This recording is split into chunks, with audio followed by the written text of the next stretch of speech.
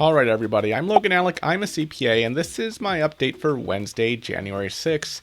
As I'm sure many of you have heard, Democratic challenger Reverend Raphael Warnock has defeated Republican incumbent Kelly Loeffler in their Senate runoff race.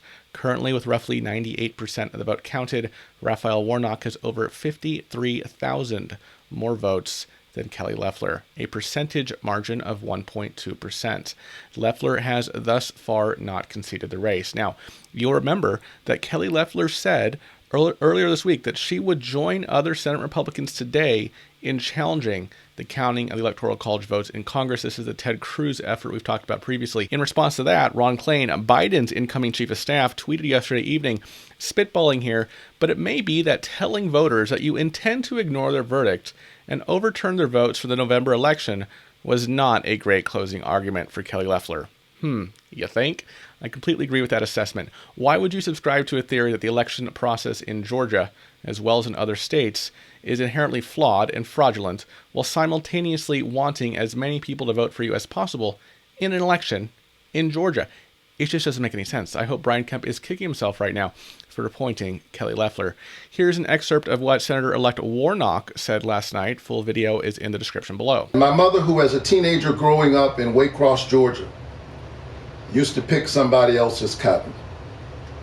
But the other day, because this is America, the 82-year-old hands that used to pick somebody else's cotton went to the polls and picked her youngest son to be a United States Senator. And so, Georgia, I am honored by the faith that you have shown in me. And I promise you this tonight. I am going to the Senate to work for all of Georgia. No matter who you cast your vote for in this election, in this moment in American history, Washington has a choice to make. In fact, all of us have a choice to make. Will we continue to divide, distract, and dishonor one another?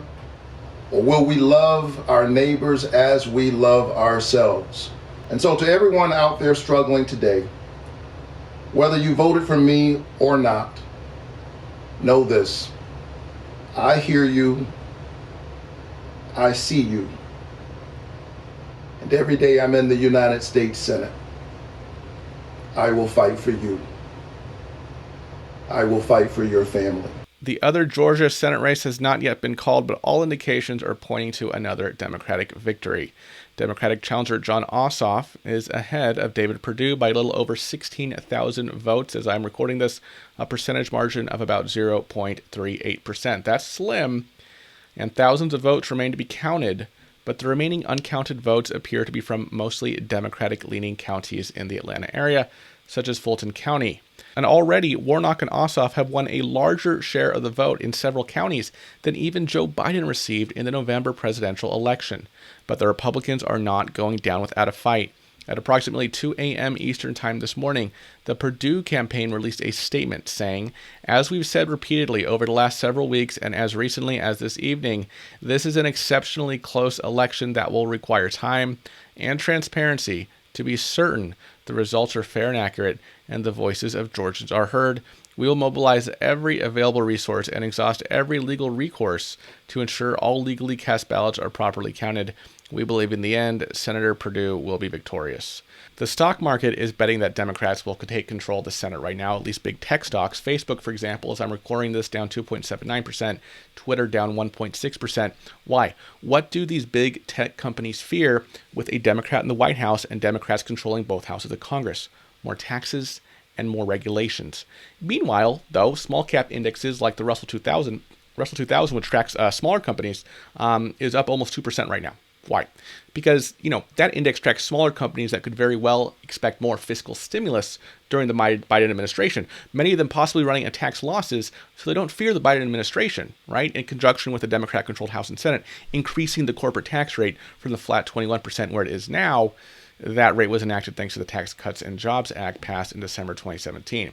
And remember, as we said yesterday, Joe Biden said that $2,000 stimulus checks will come. Biden said in Atlanta on Monday, if you send John and the Reverend to Washington, those $2,000 checks will go out the door, restoring hope and decency and honor for so many people who are struggling right now. Yes, assuming that Ossoff wins this last race. Now, Chuck Schumer will be Senate Majority Leader. And just this morning, Schumer said it himself. He declared himself the Senate Majority Leader and called the two races for the Democrats. And he will have the opportunity to put a standalone bill for $2,000 stimulus checks on the Senate floor, something that Mitch McConnell refused to do. The question remains, of course, will at least 10 Republicans get on board with that as well? Because you still need 60 votes to get cloture in the Senate, unless Dems do away with the filibuster, which I think is unlikely. And that's a whole nother can of worms. But Lindsey Graham said, yeah, he thinks it's possible that enough votes, if a standalone $2,000 bill put on the Senate floor, Lindsey Graham thought it was possible that there'd be enough Republican support for it to pass $2,000 stimulus checks. Like I told you, Graham also said last week that there are 7 Republicans on board with the idea. But remember, with Loeffler and Perdue gone, that leaves 5 left, right? Lindsey Graham, Josh Hawley, Marco Rubio, a couple others. But will 5 more Republican senators get on board with that idea as well? Because now if we have 50 Democrats, well, we still need 10 Republicans, right, to get to 60. And beyond just that issue, what about Biden's larger stimulus goals? More money for state and local governments, right? McConnell, who will now be the minority leader if Ossoff wins, will likely still be pushing personally and pushing his caucus to support liability protection as well, to go hand in hand with that state and local funding. But I want to know, assuming that the second Georgia runoff here pans out as many of you said you thought it would, with a Democratic victory, how excited are you that we might see Chuck Schumer running the show in the Senate rather than Mitch McConnell? Let me know in the comments below. Well, folks, that's what I have for you right now. We are one step closer to $2,000 stimulus checks for Raphael Warnock's victory. I think the next step, obviously, would be Jon Ossoff defeating David Perdue. Then we got to take it from there, see what happens in Congress.